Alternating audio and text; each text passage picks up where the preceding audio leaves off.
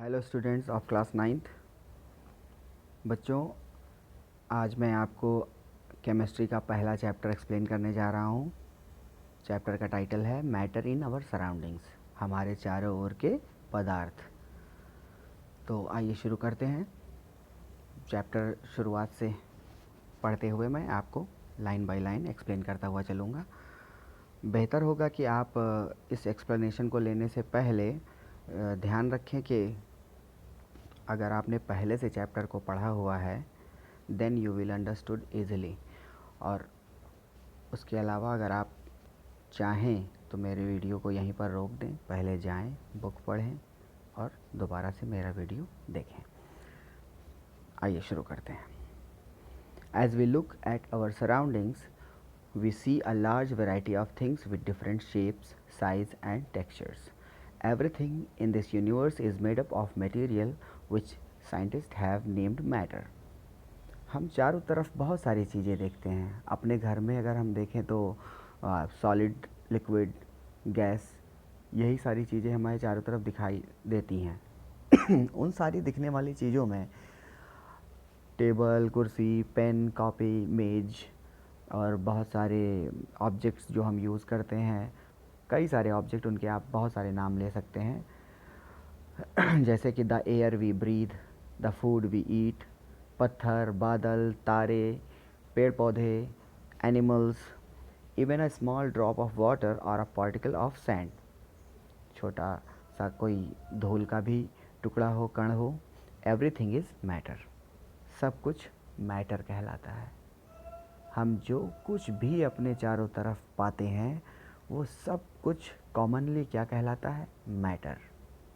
Bike क्या है? Matter. बरसने वाला पानी क्या है? मैटर।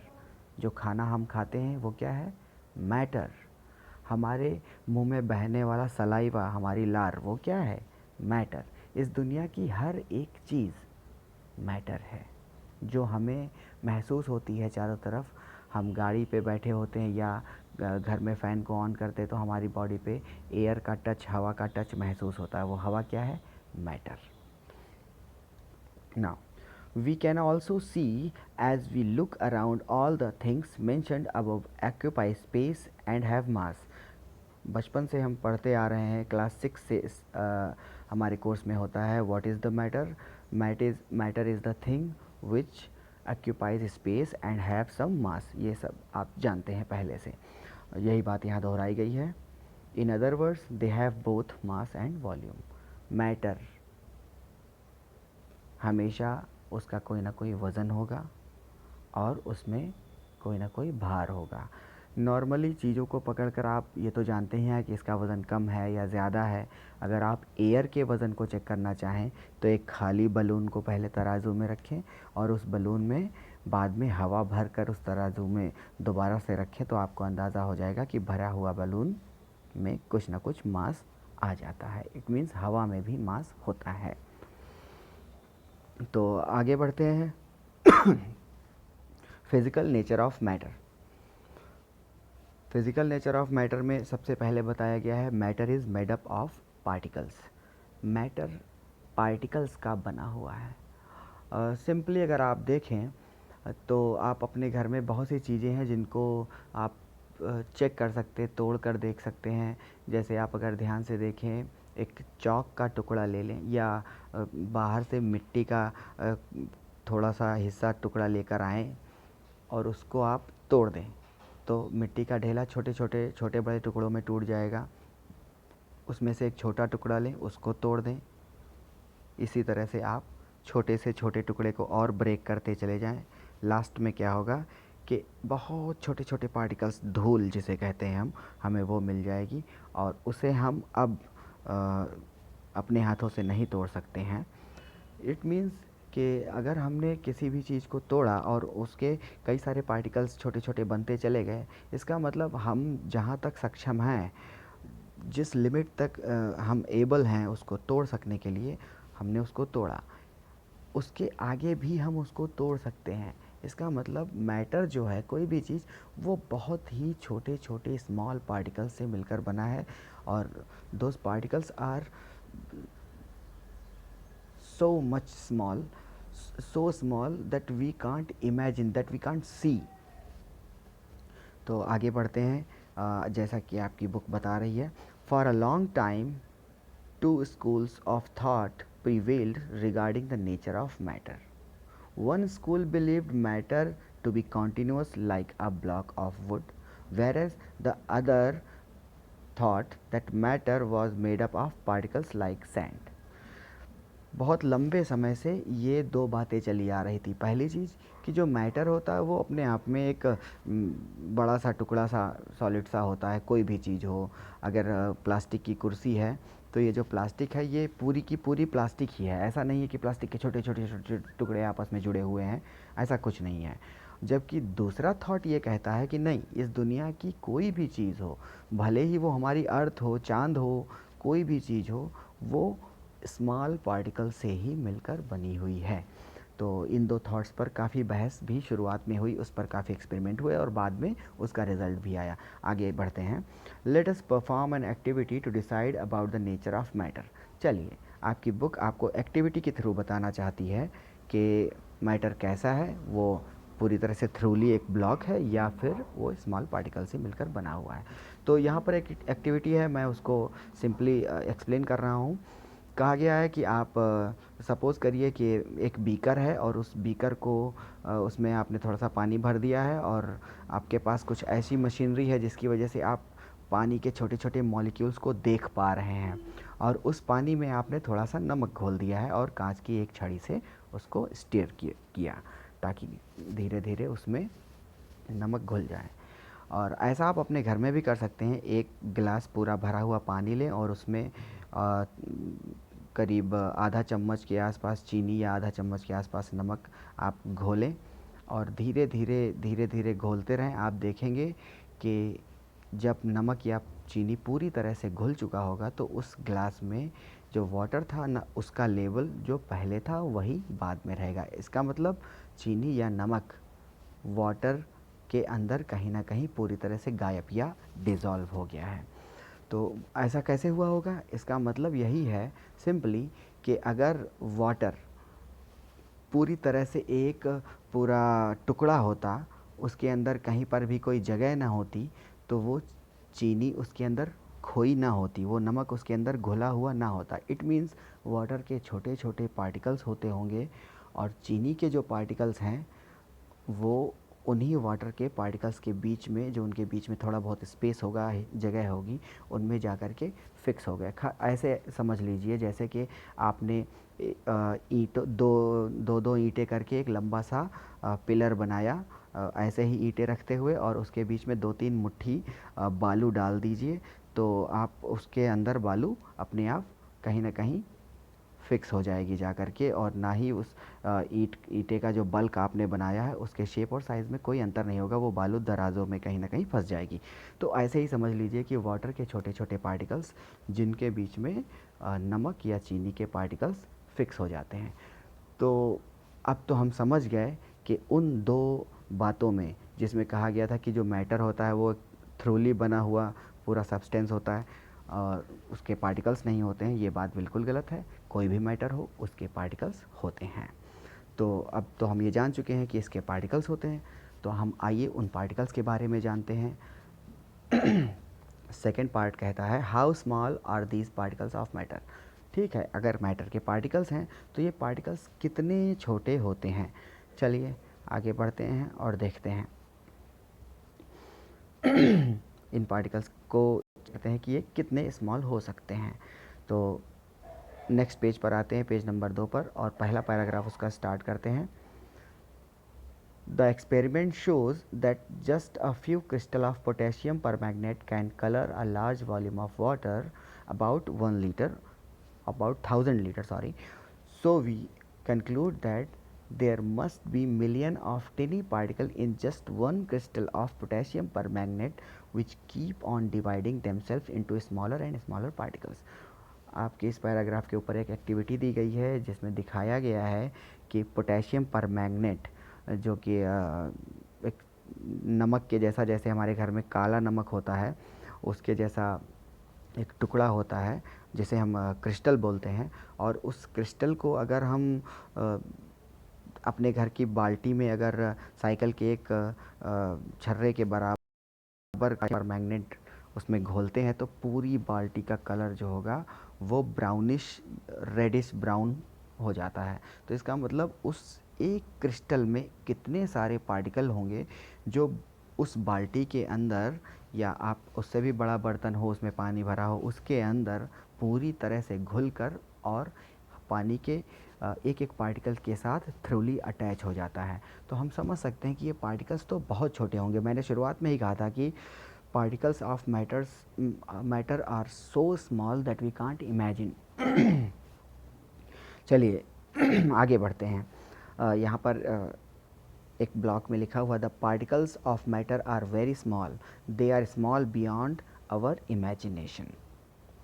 अच्छा, तो आगे 1.2 characteristics of particles of matter. पहले हमने ये जाना कि दुनिया का कोई भी मैटर हो वो पार्टिकल से बना है। फिर हमने ये जाना कि मैटर के पार्टिकल्स बहुत ही स्मॉल होते हैं, बहुत ही स्मॉल होते हैं। अब हम ये जानेंगे कि ये जो पार्टिकल्स हैं आखिर ये बिहेव कैसे करते हैं। हम तो किसी भी चीज़ को टच करते तो वो तो बहुत हज़ारों लाखों करोड़ों मिलियन ट्रिलियंस ऑफ पार्टिकल से मिलकर बना हुआ चीज़ को हम इस्तेमाल करते हैं। जैसे हम अपने घर में लोहे की कोई रॉड हो या फिर अपना जो खाना खाते उसकी एक रोटी हो, इसके बहुत करोड़ों अरबों हम इमेजिन नहीं कर सकते, बहुत से छोटे छोटे पार्टिकल से मिल कर के हर चीज़ बनी हुई होती है। तो हम उस छोटे से पार्टिकल की स्टडी कैसे करेंगे उसके बारे में हम आइए जानते हैं कि वो जो पार्टिकल्स होते हैं वो कैसे बिहेव करते हैं। वैसे पिछली एक्टिविटी से मैं आपको ये तो बताने जो समझा सकता हूँ कि जिस तरह से नमक और चीनी पानी में घुल गया, गायब हो गया, और मैंने बताया था कि पानी के जो पार्टिकल्स हैं उन्हीं के बीच में नमक और चीनी के पार्टिकल्स जाकर फंस गए या लग गए। तो इट मीन्स पार्टिकल के बीच में कहीं ना कहीं स्पेस होता है। वो कम है ज़्यादा है वो बात की बहस का मुद्दा है, लेकिन हम इतना तो कंक्लूड कर ही सकते हैं कि particles of matter have space between them. यही है हमारी पहली study characteristic of particle of matter के बारे में। तो एक्टिविटीज़ को आप अपनी बुक में पढ़ते रहिए, मैं आपको फिर भी एक्सप्लेन ही करके बता रहा हूँ। चलिए शुरू करते हैं। तो अगर आप पानी में चीनी घोलें, नमक घोलें, थोड़ा सा डेटॉल डालें, पोटेशियम परमैंगनेट आपके लिए इतना जो है यूजुअल नहीं है, घर में फिटकरी है, नमक है, बहुत सारे सब्सटेंसेस हैं, दूध की 4-5 बूंदें डालकर आप देख सकते हैं कि वो पूरी तरह से इवनली वाटर में डिस्ट्रीब्यूट हो जाता है। इसी तरह से व्हेन वी मेक टी, जब हम चाय बनाते हैं, कॉफ़ी बनाते हैं या नींबू पानी बनाते हैं, particles of one type of matter get into the space between particles of the other. अब मैंने जो बात आपसे कही थी कि एक मैटर के पार्टिकल दूसरे मैटर के पार्टिकल के स्पेस के बीच में फिक्स हो जाते हैं। अच्छा, अब आपसे मैं क्वेश्चन पूछना चाहूँगा कि वाटर का जो पार्टिकल है और जो सॉल्ट या शुगर का पार्टिकल है, इनमें से बड़ा कौन होगा? Okay, let me explain. Sugar, जो हम अपने हाथों पे शुगर का, चीनी का दाना रखते हैं, ये एक बड़ा क्रिस्टल कहलाता है।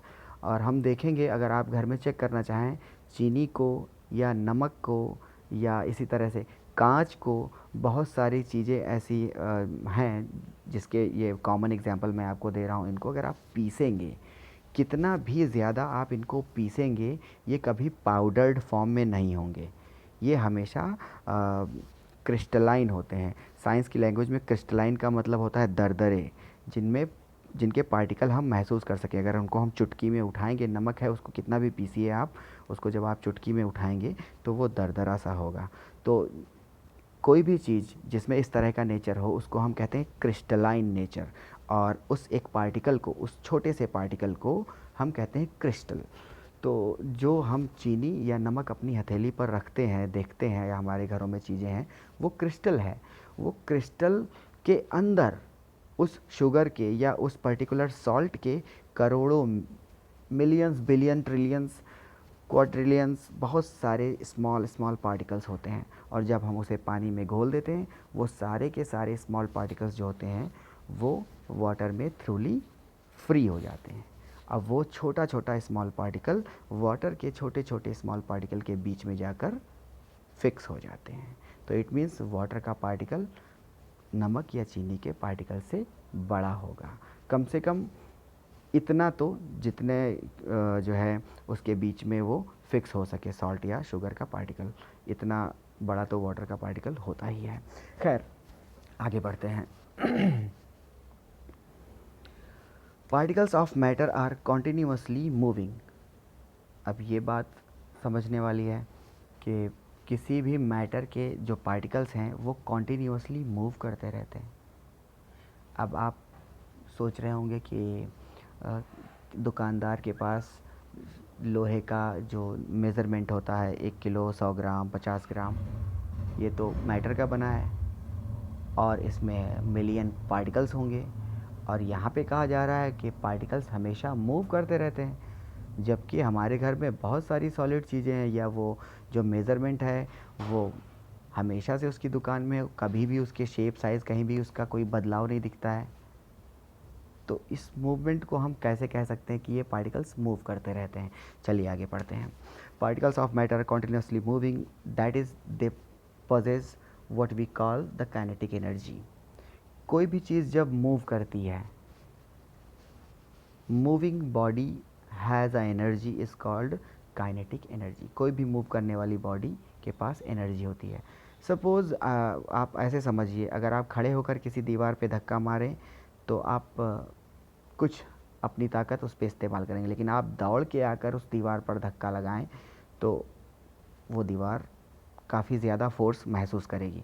इट मीन्स जब भी कोई बॉडी मूव करती है तो उसमें काइनेटिक एनर्जी आ जाती है, एक मूविंग बॉडी की एनर्जी होती है। जैसे कि हमारी गाड़ी का इंजन जब गाड़ी को चलाता है तो उस गाड़ी में काइनेटिक एनर्जी आती है। तो every moving body possess kinetic energy. Okay, तो यहाँ पर बात हो रही कि पार्टिकल्स जो हैं वो मूव करते रहते हैं या फिर पार्टिकल्स में काइनेटिक एनर्जी होती है। As the temperature rises particles move faster. अब कहा गया मैटर, सॉलिड, लिक्विड, गैस या एनीथिंग जो कुछ भी है, अगर उसको हम गर्म करें तो उसमें उसके पार्टिकल्स का मूवमेंट फास्ट होता है, उसमें काइनेटिक एनर्जी ज़्यादा हो जाती है। इट मीन्स किसी भी चीज़ को गर्म करने पर मैटर के जो पार्टिकल्स हैं उनको वो जो हीट एनर्जी है वो पार्टिकल्स के काइनेटिक एनर्जी में बदल जाती है। जैसे आप यूँ देखिए कि जब वाटर को हम गर्म करते हैं तो कुछ देर के बाद क्या होता है कि हम देखते हैं कि वाटर के अंदर से छोटे छोटे बुलबुले ऊपर की तरफ उठ कर आ रहे हैं। ये बुलबुले क्या हैं? ये बुलबुले इसलिए बनते हैं क्योंकि जो बर्तन है, बर्तन का सबसे निचला हिस्सा, निचली परत जिसके नीचे आपने गैस जला रखा है, आग जला रखी है, वो निचली परत सबसे ज़्यादा गर्म हो जाती है, और उसके गर्म हो जाने की वजह से उस लेयर के ऊपर जो वाटर के छोटे छोटे मॉलिक्यूल्स हैं वो इतने ज़्यादा गर्म हो जाते हैं कि वो वेपर में, भाप में बदल जाते हैं। ठीक है, और जब वो भाप वाटर से हल्की होगी तो वो भाप नीचे से ऊपर की ओर आने लगती है। तो ये मूवमेंट क्यों हुआ? हीट की वजह से। और भाप क्या है? वो भी तो वाटर ही है, बस वो गैसियस स्टेट में है। तो वाटर के मॉलिक्यूल्स को इतनी काइनेटिक एनर्जी मिल जाती है कि अब वो बर्तन में ही भरे नहीं रह सकते, वो बर्तन को छोड़कर आउटर स्पेस यानी एयर में ट्रैवल करने लगते हैं। इसी तरह से आप घर में जो वनस्पति घी, डालडा होता है, आप उसको देखिए, वो जमा हुआ रखा रहता है, और उसको जब आप कढ़ाई में या बर्तन में डालते हैं और गर्म करते हैं तो थोड़ी देर के बाद देखते हैं कि डालडा अपने आप इधर से उधर मूव करने लगता है। अब ये मूवमेंट क्यों हुई? वो वनस्पति घी इधर उधर क्यों मूव करने लगा? बिकॉज़ हीट की वजह से जो पार्टिकल्स पहले से फिक्स थे घी के या वनस्पति के, अब वो पार्टिकल उस हीट को ले करके उनकी काइनेटिक एनर्जी बढ़ गई है, इसलिए अब वो मूव करने लगे। ये बात बेटा अगर काइनेटिक एनर्जी वाली समझ में नहीं आ रही तो ऐसे आप समझ लीजिए कि moving body has kinetic energy, okay, and when we heat up anything, जब हम किसी चीज़ को गर्म करते हैं तो every particle of matter possess kinetic energy. तो मैटर के हर पार्टिकल को काइनेटिक एनर्जी मिलती है। खैर आगे बढ़ते हैं। Particle of matter are continuously moving, that is, they possess what we call the kinetic energy. As the temperature rises, particle move faster. We can say that with increase in temperature, the kinetic energy of the particle also increases. आया समझ में? In the above activities, we observe that particles of matter intermix on their own with each other. ऊपर की activities हैं, आप उनको अगर समझें, जैसे हमने पानी में स्याही घोली हो, नमक घोला हो, चीनी घोली हो, आप उनको बिना घोले हुए भी अगर रख दें, रात में चीनी डालकर गिलास में रख दें तो सुबह तक चीनी गायब हो जाएगी। शहद की एक बूंद डाल दीजिए और इंक की एक बूंद डाल दीजिए, आप देखेंगे इंक तुरंत घुल जाएगी। शहद पहले बर्तन की तली में जाकर उसके बॉटम में जाकर सेटल हो जाएगा और after some time, after few minutes और few more minutes, it will totally dissolve in water. तो हम ये जानते हैं कि जब हम दो अलग अलग मैटर को, दो अलग अलग सब्सटेंसेस को एक दूसरे के साथ मिलाते हैं तो बेसिकली क्या होता है कि एक सब्सटेंस के पार्टिकल दूसरे सब्सटेंस में थ्रूली मिक्स हो जाते हैं और ख़ुद से मिक्स हो जाते हैं। उनको हमें कोई मेहनत करने की ज़रूरत नहीं। जैसे और भी एक्टिविटीज़ हैं, अगर आप एक्टिविटीज़ ध्यान से पढ़ें, अगर आप चाहें तो मैं एक्टिविटीज़ को लेकर के अलग से वीडियो बना दूंगा। फ़िलहाल मैं टेक्स्ट पे चल रहा हूँ जिनको आपको अपनी नोट्स में यूज़ करना है। कमरे में आप अगर एक अगरबत्ती रखें बिना जलाई हुई तो वो जो इंसेंस स्टिक है, क्या उसकी स्मेल आपको आएगी? नहीं आएगी। उस इंसेंस स्टिक को आप बहुत पास ले जाकर अगर आप महसूस करेंगे, स्मेल करने की कोशिश करेंगे तो आपको लगेगा कि हाँ, इसकी कुछ अपनी स्मेल है। बट आप कमरे के दूसरे कोने में रख कर आप अलग कोने में जाएं तो आपको उसकी कोई स्मेल नहीं आएगी। लेकिन अगर आप उसको लिट अप कर देते हैं, जैसे ही आप उसको जलाएंगे, जलाकर उसका स्मोक, उसका धुआं पूरे कमरे में आता है, फिर आपको वो अपने आप उसकी गंध मिलने लगती है। तो इससे आप क्या कंक्लूड करेंगे? The conclusion is this, that the smoke of that lit incense stick thoroughly mixed with the air present inside the room। और ये कैसे हुआ? धुआं अपने आप मिल रहा है ना। तो ये समझाने का मोटिव था कि कोई भी मैटर है वो थ्रूली अपने आप उसमें टेंडेंसी होती है कि वो दूसरे मैटर के साथ मिक्स हो जाए। चलिए आगे बढ़ते हैं। Now we are moving part 1.3 state of matter के बारे में। अब हमने पहले से ये जाना कि मैटर जो है वो स्मॉल पार्टिकल से मिलकर बना है। फिर हमने ये जाना कि पार्टिकल्स के बीच में कुछ स्पेस होता है या पार्टिकल्स बहुत छोटे होते हैं। पहले तो हमने यही जाना कि पार्टिकल्स बहुत ज़्यादा स्मॉल होते हैं। अब हम बात करेंगे स्टेट ऑफ मैटर। अब स्टेट ऑफ मैटर मीन्स मैं आपको डीपली समझाने की कोशिश करूँगा।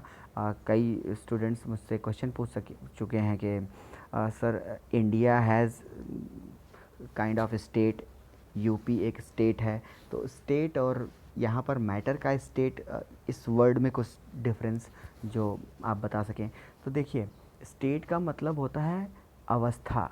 स्टेट का मतलब होता है किसी भी चीज़ की का पाया जाना होना, या स्टेट का मतलब ये होता है कि हम किसी चीज़ को जब ऑब्ज़र्व करते हैं, देखते हैं, तो वो जैसी होती है वो उसकी स्टेट होती है। जैसे हम बहते हुए जल को क्या कहते हैं? लिक्विड। तो लिक्विड क्या है? एक स्टेट है, ठीक।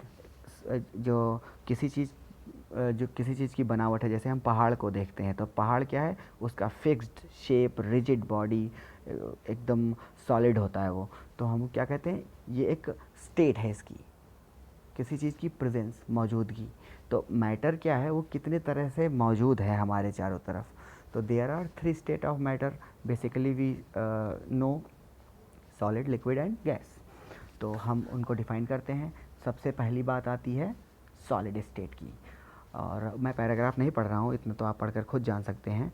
और सॉलिड स्टेट को लेकर के एक्टिविटी दी गई है तो मैं उसको थोड़ा सा पढ़ के आपको बता देता हूँ, ज़रूरी है आपके लिए। लिखा है कि आप कुछ चीज़ें इकट्ठा करें, a pen, book, needle, piece of wooden stick, और क्या करें कि इन सभी चीज़ों को लेकर के कागज़ पे रखें, उनके चारों तरफ लाइन खींचे। जैसे आप किसी भी चीज़ का शेप बना रहे हो, पेंसिल को रखा और दूसरी पेंसिल से उसके चारों तरफ लाइन खींचकर आपने उसका एक स्केच तैयार किया। तो आप क्या देखते हैं कि आपने हर उस चीज़ का स्केच तैयार कर लिया, उसके शेप को आपने देखा कि हाँ इसका शेप ऐसा होता है और इसका शेप बदल भी नहीं रहा है, ये बताने की कोशिश की जा रही है। नेक्स्ट है कि आप देखें कि क्या इन सभी चीज़ों का शेप डेफिनिट है, क्या उनकी बाउंड्रीज़ बार बार बदल रही, क्या पेंसिल जो गोल होती है क्या वो कभी अपना शेप चेंज कर रही है? नहीं।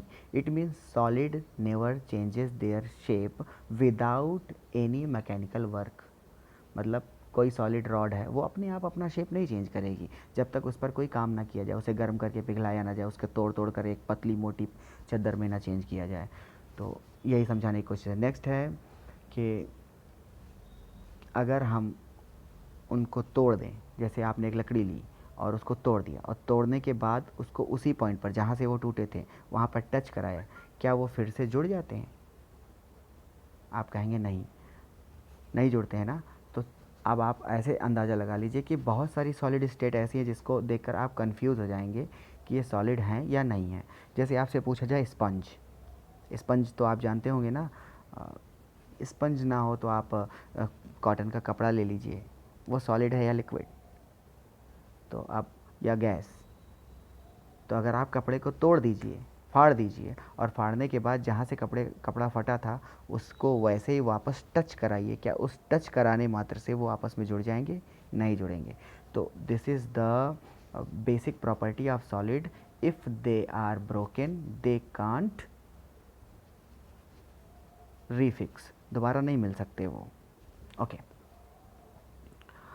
नेक्स्ट, अगर हम सॉलिड को दबाएं, जैसे हमने कांच का एक टुकड़ा लिया जिससे हम खेलते हैं, कंचा जिसे बोलते हैं, उसको हमने लिया और उसको बहुत ज़ोर से प्रेस करने की कोशिश की, तो क्या वो कांच की गोली क्या कभी छोटी होगी? नहीं होगी।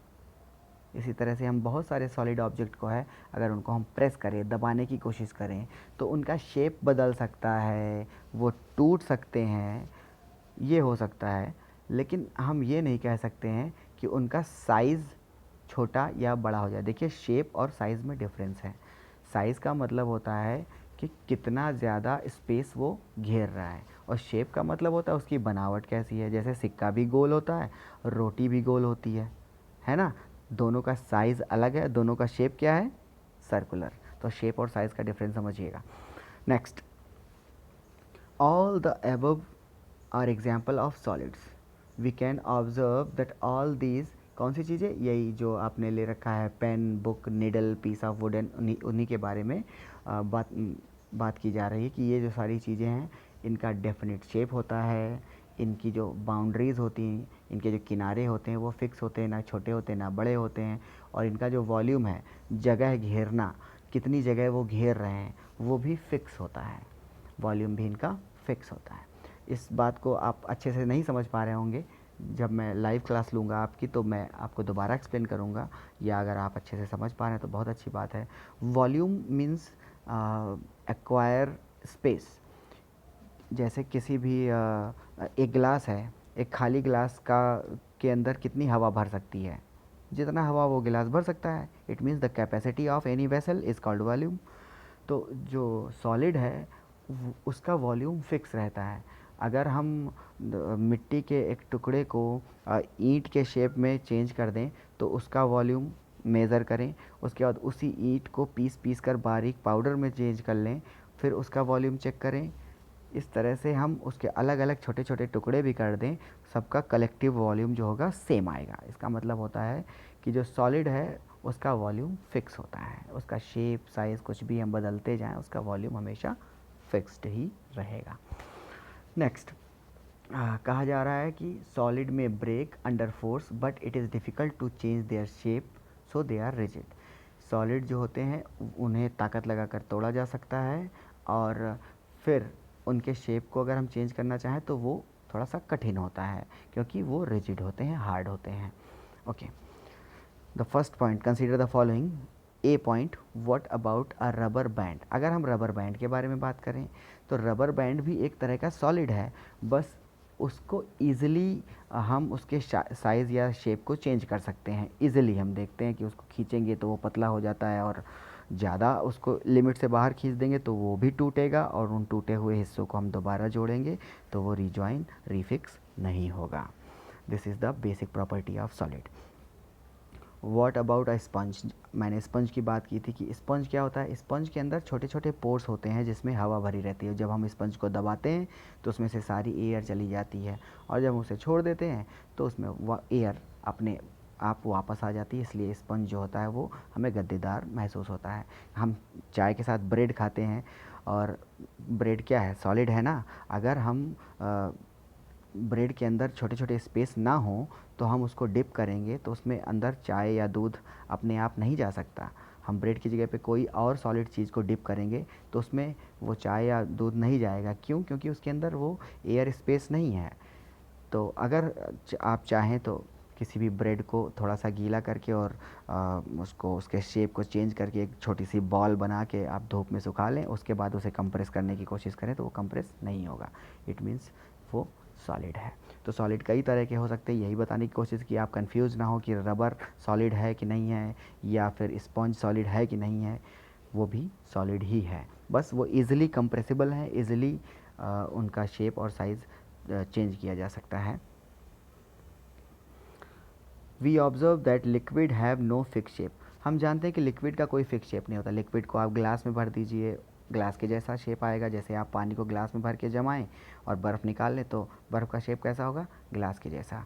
उसी तरह से आप उसको भगोने में डाल दें या किसी प्लेट में जो है उसे रखें तो the shape of vessel is acquired by the liquid. कोई भी लिक्विड होगा वो वेसल के ही शेप का होगा। तो ये सॉलिड और लिक्विड के बीच में पहला डिफरेंस क्या है, solid have fix shape and liquid have no fix shape. Next बात की गई कि liquid have no fix shape but have a fixed volume. Yes, volume liquid का भी फिक्स होता है। जैसे सॉलिड एक लिमिटेड एक फ़िक्स जगह घेरते हैं, वैसे ही जो लिक्विड है वो भी फिक्स्ड जगह घेरेगा। अगर आप 200 ml का ग्लास लें और उसमें पूरा वाटर फिल कर लें, फिर आप 200 ml की कोल्ड ड्रिंक की बॉटल लें, तो गिलास से जब आप कोल्ड ड्रिंक की बॉटल में भरेंगे तो वो बॉटल भर जाएगी। इसी तरह से उस पानी को अगर आप 200 ml के किसी दूसरे वेसल में डालें तो हर बार आप देखेंगे कि वो 200 ml को ही पूरी तरह से एक्वायर करेगा। ऐसा नहीं है कि आप 200 ml के गिलास में पानी भरें और 1 लीटर की बोतल में जब डालेंगे तो वो पानी 1 लीटर हो जाएगा, या 1 लीटर पानी को आप जो है 200 ग्राम के 200 ml के वाटर ग्लास में अगर डालेंगे तो सारा पानी उसमें आ जाएगा। ऐसा नहीं होता ना। तो normally liquid have no fix shape but it has fix volume. They take up the shape of the container in which they are kept. Liquids flow and change shape, so they are not rigid but can can be called fluid. Liquids जो होते हैं वो flow करते हैं, बह जाते हैं, और फ्लो वर्ड से ही नया वर्ड बनता है फ्लूइड। जो बह सके, जो फ्लो कर सके, दैट इज़ कॉल्ड फ्लूइड। तो liquid have the property of fluidity. Liquid के अंदर बह जाने की, एक जगह से दूसरी जगह चले जाने की प्रॉपर्टी होती है। जैसे हम देखते हैं कि तेल है, पानी है, दूध है, हमारी गाड़ी का इंजन ऑयल है, पेट्रोल है, ये सारी चीज़ें लिक्विड हैं और ये फ्लो करते हैं, इनमें फ्लूइडिटी होती है। नेक्स्ट यहाँ पर कुछ एक्टिविटीज़ को रेफ़र करते हुए बताया गया है, where we saw the solid and liquid can diffuse into liquid. इन एक्टिविटीज़ के थ्रू दिखाने की कोशिश की गई है, बताने की कोशिश की गई है कि सॉलिड जो है लिक्विड में डिफ्यूज़ कर जाता है। बिल्कुल कर जाता है। चीनी क्या है, सॉलिड है, वाटर लिक्विड है, और हम उसको जब आपस में मिलाते हैं तो जो सॉलिड है वो लिक्विड में डिफ्यूज़ कर जाता है। वर्ड डिफ्यूज़ पर आप ध्यान देना। डिफ्यूज़ क्या होता है, डिफ्यूज़ का मतलब होता है थ्रूली मिक्स हो जाना, पूरी तरह से उसमें इवनली मिक्स हो जाना। जैसे आप चीनी पानी में घोलते हैं तो उस पानी की अगर आप 100 बूंदें भी निकालेंगे तो हर बूंद में इक्वल अमाउंट ऑफ शुगर होगी। आप एक बाल्टी शरबत बनाइए और हर बार आप एक एक घूंट शरबत निकाल कर पीजिए, हर बार शरबत आपको उतना ही मीठा लगेगा। इट मीन्स कि जो डिफ्यूज़ वर्ड है, डिफ्यूज़न, ये इस वर्ड का मतलब ही होता है कि जब कोई चीज़ किसी दूसरी चीज़ में इवनली मिक्स हो जाए। ओके, डिफ्यूज़न पर भी क्वेश्चन आते हैं बेटा हायर क्लास में, इसलिए मैंने सोचा कि आपको यहीं पर डिफाइन कर दूं अच्छे से। Now moving to the next, the gases from the atmosphere diffuse and dissolve in water. Atmospheric जो गैसेज होती हैं वो भी वाटर में डिफ्यूज़ हो जाती हैं और डिज़ोल्व हो जाती है। अब देखिए यहाँ पे दो वर्ड हैं, डिफ्यूज़ एंड डिज़ोल्व। दोनों ही वर्ड बिल्कुल सिमिलर है, यहाँ पर आप उनको सिमिलर ही समझिए, बहुत ज़रा सा डिफरेंस है, मैं उसको यहाँ पे मेंशन करने वाला नहीं हूँ। तो जो गैस है वो पानी में मिक्स हो जाती है। अंदाज़ा लगाइए, क्या पानी में गैस भी होती है? होती है। अगर पानी में गैस ना होती तो मछलियों को ऑक्सीजन कैसे मिलती? बस वो गैस पानी में मिक्स्ड रहती है। तो हम कह सकते हैं कि एटमॉस्फेरिक गैस जो होती है वो भी पानी में डिफ्यूज़ हो जाती है। इसका मतलब लिक्विड हो या सॉलिड हो या कुछ भी हो, वो उनमें डिफ्यूज़न की प्रॉपर्टी होती है। जैसे कमरे में धुआं अगरबत्ती का, वो पूरी एयर में मिलकर डिफ्यूज़ हुआ, तो यहाँ पर एयर डिफ्यूज़ेज इनटू एयर, या वेपर और स्मोक डिफ्यूज़ेज इनटू एयर। तो गैस से गैस में डिफ्यूज़न आपको समझ में आया। प्लस जो सॉलिड है चीनी, वो लिक्विड में डिफ्यूज़ हो जाती है। ओके, अभी आपने देखा कि सुना कि पानी में ऑक्सीजन जिससे मछलियाँ सांस लेती हैं वो डिफ्यूज़ हो जाती है। क्या आप ये कह सकते हैं कि सॉलिड में सॉलिड डिफ्यूज़ हो सकता है? नहीं, क्योंकि डिफ्यूज़ मैटर की वही स्टेट हो सकती है जिसमें फ्लूइडिटी हो, जिसमें बह जाने की क्षमता हो। सॉलिड बह नहीं सकते क्योंकि वो उनका शेप फिक्स होता है, इसलिए वो बहते नहीं हैं, उनमें फ्लूइडिटी नहीं होती है, इसलिए वो डिफ्यूज़ नहीं करते हैं एक दूसरे में। Solid can't diffuse with solid. अगर आप नमक और चीनी दोनों के डब्बों से निकाल कर आपस में मिलाकर रख दें तो नमक नमक रहेगा और चीनी चीनी रहेगी। वो कभी इवनली मिलकर कुछ अलग सा कुछ नहीं बनाएंगे, उनका कोई मिक्सचर एक जैसा नहीं बनेगा, नमक अलग रहेगा, चीनी अलग रहेगी। सॉलिड लिक्विड में डिफ्यूज़ कर सकता है, सॉलिड गैस में भी डिफ्यूज़ करता है। जैसे आप अपने घर में बहुत सारी चीज़ें होती हैं, कपूर होता है, कपूर को अगर आप खुले में रख दें तो धीरे धीरे कपूर कम हो जाता है। इट मीन्स कपूर जो है वो उसकी वेपर्स धीरे धीरे एयर में मिल गई। तो सॉलिड एयर में डिफ्यूज़ कर सकता है, सॉलिड चीनी पानी में डिफ्यूज़ कर सकता है, लेकिन सॉलिड में डिफ्यूज़ नहीं करता because it has no fluidity. आगे बढ़ते हैं। Gases, especially oxygen and carbon dioxide, are essential for survival of aquatic animals and plants. All living creatures need to breathe for survival. The aquatic animals can breathe underwater due to the presence of dissolved oxygen in water. Thus, we may conclude that solid, liquids, and gas can diffuse into liquids. Solid, liquid और gas ये सभी के सभी liquids में diffuse कर सकते हैं। Solid चीनी, liquid दूध, गैस ऑक्सीजन, ये सभी पानी में घुल सकते हैं। नेक्स्ट आगे बढ़ते हैं।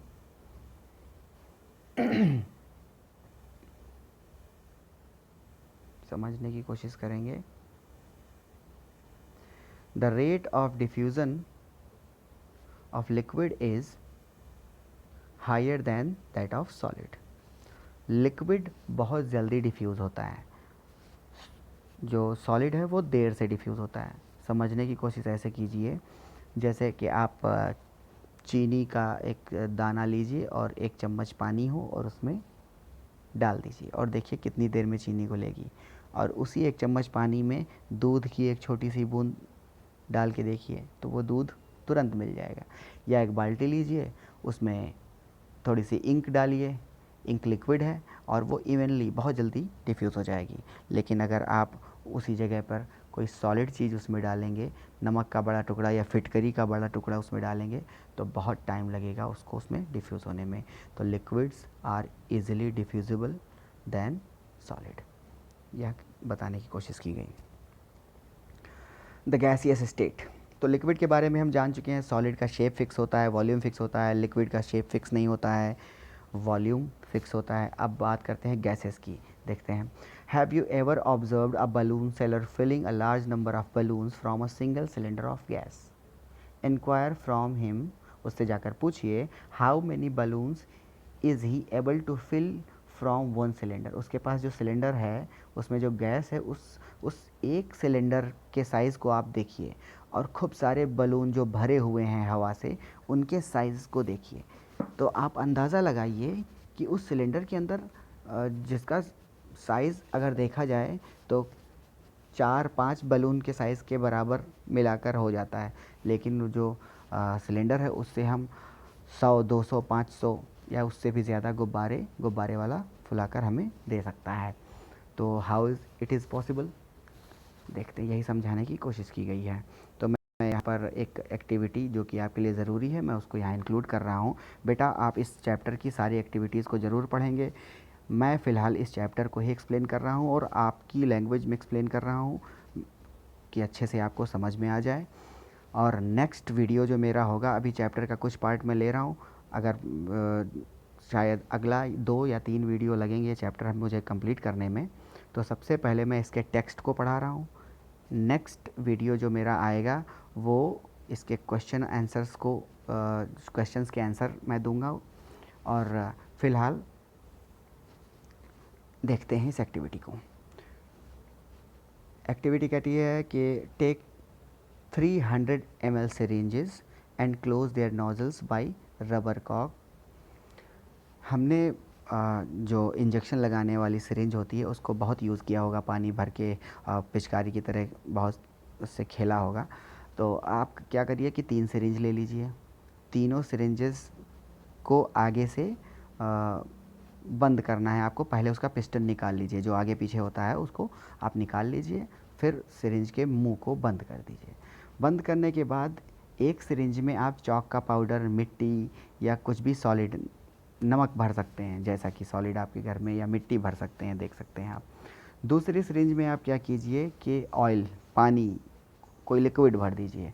और तीसरी सिरिंज में आप क्या करिए कि जब उसमें कुछ नहीं भरना है आपको, आपने उसका जब पिस्टन निकाला हुआ है, आपको पता है कि जो चीज़ खाली होती है फिर भी वो खाली नहीं होती क्योंकि उसमें हवा है। एक खाली गिलास खाली नहीं होता है क्योंकि उसमें हवा होती है। तो हम क्या करते हैं कि फिर से वो पिस्टन वापस लगा देते हैं। तो जिसमें आपने मिट्टी या नमक भरा हुआ है उसको अगर आप दबाएंगे तो वो नहीं दबेगा क्योंकि उसके अंदर नमक भरा हुआ है, सॉलिड चीज़ भरी हुई है और वो दबेगा ही नहीं। अच्छा, नेक्स्ट जो लिक्विड का है उसको आप दबाने की कोशिश करेंगे, वो भी नहीं दबेगा। आपको बहुत हल्का सा, बहुत ज़रा सा महसूस होगा कि हाँ पिस्टन आगे खिसका, लेकिन बहुत ही कम उसका जो मूवमेंट होगा। और गैस में अगर आप पूरी ताकत लगाते चले जाएंगे तो पिस्टन बहुत दूर तक आगे खिसकता चला जाएगा।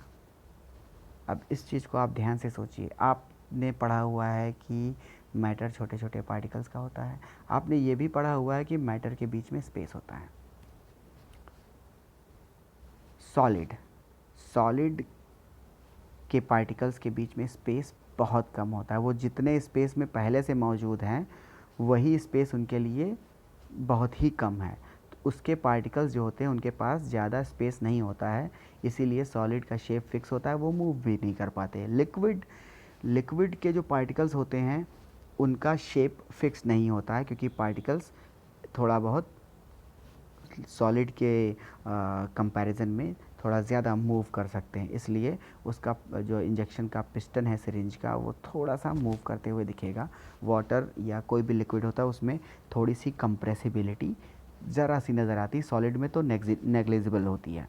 लेकिन जब हम गैस वाले सिरिंज के पिस्टन को नीचे की ओर खिसकाते हैं तो हम देखते हैं कि वो पिस्टन दूर तक जाता है। इससे हम ये अंदाज़ा लगा सकते हैं कि जो गैस के पार्टिकल्स हैं उनके बीच में बहुत ज़्यादा स्पेस होता है, और वो जो पिस्टन है उसको हम जब दबाते हैं तो पार्टिकल्स एक दूसरे के नज़दीक आने लग जाते हैं, एक पास इकट्ठे होने लगते हैं। तो गैस में कंप्रेसिबिलिटी होती है। नेक्स्ट आप इसमें देखते हैं, we have observe that gases are highly compressible as compare to solids and liquids. The liquefied petroleum gas, जो कि हमारे घर में आती है, LPG, that we get into our home for cooking और the oxygen supplied to hospital in cylinders is compressed gas. Cylinder के अंदर भरी हुई गैस जो होती है वो कंप्रेस्ड, दबी हुई गैस होती है। कंप्रेस्ड नेचुरल गैस, सीएनजी, जिससे गाड़ियाँ चलती, is used as a fuel these days in vehicles. Due to its high compressibility, large number of a gas can be compressed into a small cylinder and transported easily. हम जो हमारे लिए ज़रूरी गैसें होती हैं हॉस्पिटल के लिए, जो ऑक्सीजन गैस है, हमारे घरों के लिए एलपीजी गैस है, गाड़ियाँ चलाने के लिए सीएनजी गैस है, इन सारी गैसेस को छोटे छोटे सिलेंडर में बहुत सारी गैस को कंप्रेस करके भर देते हैं। आपने नॉर्मली जो फायर लाइटर होता है आपने देखा होगा, उसके अंदर जो गैस है वो आपको लिक्विड के फॉर्म में बहती हुई नज़र आती है, लेकिन अगर आप लाइटर के सिर्फ पिस्टन को दबा दें तो धीरे धीरे वो गैस आप देखेंगे उसका लेवल कम होता जाएगा और आउटर एयर में आपको दिखेगा भी नहीं, वो गैस धीमे धीमे गायब हो जाती है। क्योंकि गैसेस के जो पार्टिकल्स होते हैं उनके बीच में कोई भी फोर्स नहीं होता, वो एक दूसरे से दूर भागते हैं और इतना ज़्यादा दूर भागते हैं कि अगर आप किसी डब्बे में गैस भर दें, जैसे कि आप गुब्बारे में गैस भरते हैं, तो गुब्बारे के किसी भी हिस्से को आप टच करें, हर हिस्से पे आपको इक्वल प्रेशर नज़र आता है। तो वो गैस के जो पार्टिकल हैं वो हमेशा प्रेशर लगाते रहते हैं, हमेशा प्रेशर लगाते रहते हैं। किसी भी वेसल में हो, किसी भी डब्बे में हो, किसी भी गुब्बारे में हो, गैस हमेशा चारों तरफ प्रेशर एक्सर्ट करती रहती है। आइए बढ़ते हैं आगे। We come to know of what is being cooked in the kitchen without even entering there by the smell that reaches our nostril। कहने का मतलब है कि हम बिना किचन में जाए हुए ये महसूस कर सकते हैं कि किचन में आज क्या बन रहा है। क्यों? क्योंकि हमें खुशबू आ जाती है। और देखिए किचन से निकली हुई गैस कितनी, उसके अंदर डिफ्यूजिबिलिटी, फैल जाने की पावर कितनी ज़्यादा होती है कि वो एक जगह से दूसरी जगह बहुत तेज़ी से फैलती है। यही समझाने की कोशिश की जा रही है कि ये किस तरह से होता है। The particles of the aroma of food, aroma means खुशबू, जो कोई भी जो फूड पक रहा है उसके जो भी पार्टिकल्स हैं वो दूर तक ट्रेवल करते हैं और उनको हम अपने नॉस्ट्रल्स के थ्रू, हमारी नोज़ हमें बता देती है कि ये खुशबू फला पकने वाली चीज़ की या किसी चीज़ की है। The smell of hot cooked food reaches us in second. गरम गरम पके हुए खाने की जो खुशबू होती है वो बहुत जल्दी हम तक पहुंच जाती है, लेकिन वही खाना अगर हम रख दें कि गरम ना हो उस समय, तो उसकी वेपर्स इतनी उठती नहीं, उसका गैसियस फॉर्म इतना बनता नहीं है, इसलिए हम तक इतना पहुंचता नहीं। आगे बढ़ते हैं। The smell of hot cooked food reaches us in seconds, compare this with the rate of diffusion of solid and liquid. अब यहाँ पर बात डिफ्यूजन की होगी। मैंने डिफ्यूजन का मतलब क्या कहा था? किसी चीज़ का मिक्स हो जाना, मिल जाना, पूरी तरह से उसमें थ्रूली गायब हो जाना। तो सॉलिड, लिक्विड और गैस के डिफ्यूज़न की बात करें तो हम जानते हैं कि गैस के अंदर डिफ्यूजिबिलिटी बहुत ज़्यादा होती है, वो एक जगह से दूसरी जगह बहुत तेज़ी से ट्रैवल करती है क्योंकि उसके पार्टिकल्स बहुत फ्री होते हैं मूव करने के लिए। पार्टिकल्स के बीच में बिल्कुल भी कोई भी फोर्स ऑफ अट्रैक्शन नहीं होता है, जबकि सॉलिड के सारे पार्टिकल्स एक दूसरे से अट्रैक्ट होकर बंधे रहते हैं। लिक्विड के पार्टिकल्स के बीच में अट्रैक्शन कम होता है, लेकिन इतना भी नहीं होता है कि इतना भी कम नहीं होता है कि वो दूर दूर तक ट्रैवल कर जाएं, जबकि गैस का एक एक पार्टिकल फ्रीली ट्रैवल कर सकता है। लिक्विड के सारे पार्टिकल ट्रैवल ज़रूर करते हैं लेकिन बंधे रहते हैं। अगर हम पानी को गिराएं किसी बर्तन से तो वो पानी एक धार में गिरता है क्योंकि हर एक पार्टिकल दूसरे पार्टिकल को बांधे रखता है, जबकि गैस के साथ ऐसा नहीं। गैस को आपको गिराने की ज़रूरत ही नहीं है पानी से, वो तो अपने आप इधर से उधर फैल जाएगी। जैसे आप सेंट की शीशी है, आप कमरे में आप ओपन कर दीजिए या आप कोई डिओडोरेंट है उसको स्प्रे कर दीजिए, आप अपने आप वो पूरे कमरे में फैल जाता है, जबकि आप लिक्विड को जहाँ गिराएंगे उसी जगह पे वो पड़ा रहेगा। गैस चारों तरफ फैल जाती है। तो diffusibility of gas is far higher than liquid and solid.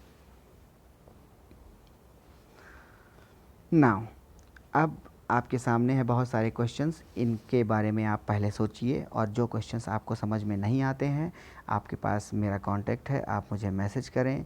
और अगर आपको फिर भी इस चैप्टर के एक्सप्लेनेशन में कोई कमी आती है तो आप मुझसे पूछें। अगली बार जब मैं आपको बढ़ाऊँगा तब ऊपर दिए गए किनारे के सारे क्वेश्चंस और ये सारे क्वेश्चंस का आंसर मैं दूंगा। उसके बाद then I will start the next point of this chapter.